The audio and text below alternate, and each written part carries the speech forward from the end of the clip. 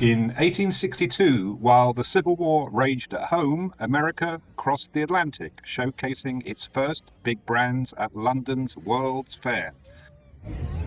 We are in South Kensington, West London. In 1862, a sprawling glass and iron building rose a stone's throw from the Victorian tube station, which opened here 6 years later in 1868. The site of the Exhibition Palace is now occupied by the Natural History Museum, which opened in 1881.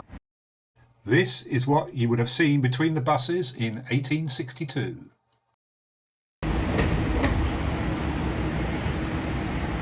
This video explores the US invasion of the 1862 World Fair and my own connection to a pottery exhibitor at this same event. This is the plan of exhibitors in the palace showing the US in the southeast court. The Natural History Museum building is impressive, but it's small compared to the palace that it replaced.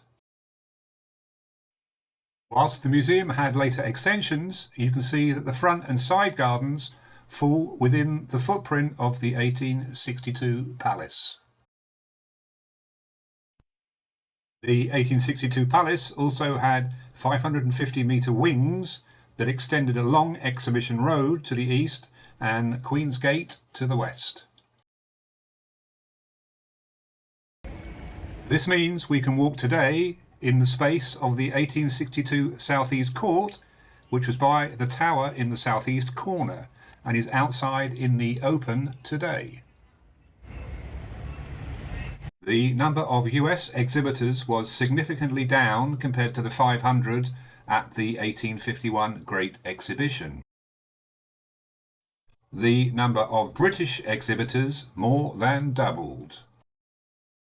The Civil War in the US was disruptive and significantly affected government funding available for US companies to travel to Europe. During the time of the exhibition, some of the bloodiest days in American history took place at Antietam, Second Bull Run, and the Seven-Day Battles.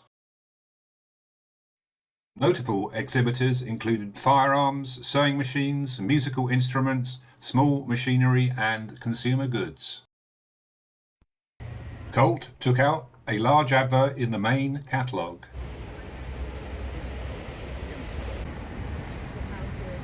The Natural History Museum has a new entrance that feeds visitors through a dinosaur garden.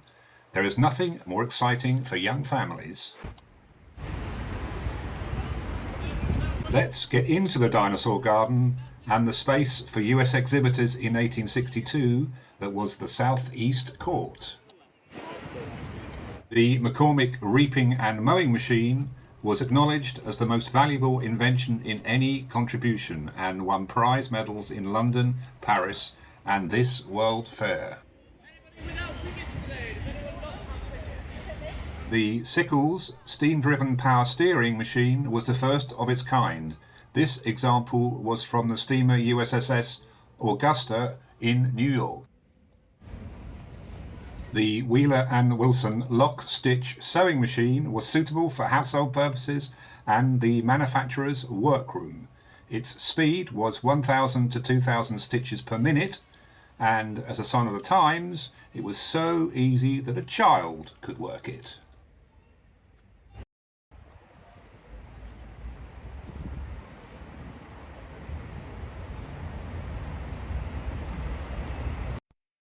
The only permanent reminder of this exhibition is the name of the road, Exhibition Road. It used to be called Prince's Gate.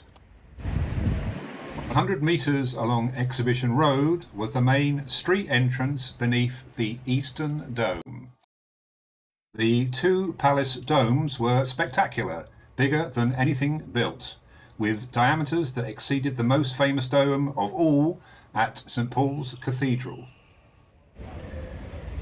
Beneath this dome was a fountain over 10 metres tall, made of over 350 pieces of Majolica earthenware by potter Minton & Co. from Stoke-upon-Trent. A central tenet of the exhibition, it offered a view down the British and foreign nave to the Western Dome. Mintons, the only potter to win a council medal at the 1851 exhibition, led 90 English potters exhibiting in the nearby Southern Court. Minton had the largest allocation of space with 37 square metres. The smallest potters, like my relative Samuel Bevington and Son, had to make do with less than 1 square metre. Minton's stand is notable as there are some early photographic images. But the size of the stand did not stop potters advertising in the illustrated version of the catalogue. The Minton vase, circled on the left, is now on display at the Victoria and Albert Museum, almost opposite the 1862 Palace, on the other side of Exhibition Road. These are some of the Minton exhibits in the illustrated catalogue.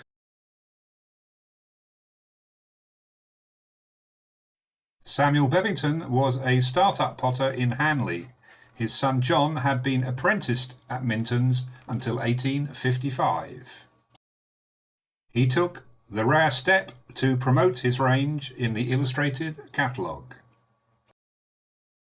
And you can see engravings of a pair of vases with a likeness to Queen Victoria and her late husband, Prince Albert, as well as a Parian statuette of Leader and Swan.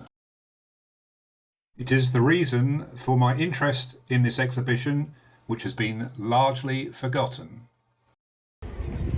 The palace building ended just past what is now the front of the Geological Survey and Museum at Museum Lane. Opposite Museum Lane is what is now called the Henry Cole Wing of the Victoria and Albert Museum, which was built in 1868. This houses a number of exhibits from the International Exhibition. The palace was sadly demolished in 1864 when Parliament refused to take on the building which had been offered to the nation. I have not covered in this, but will include in a future video the wings of the palace that flanked the formal gardens of the Royal Horticultural Society. If you enjoyed this video, please click the like button and do subscribe for more on international exhibitions and the ceramic heritage of the potteries. Thank you for watching.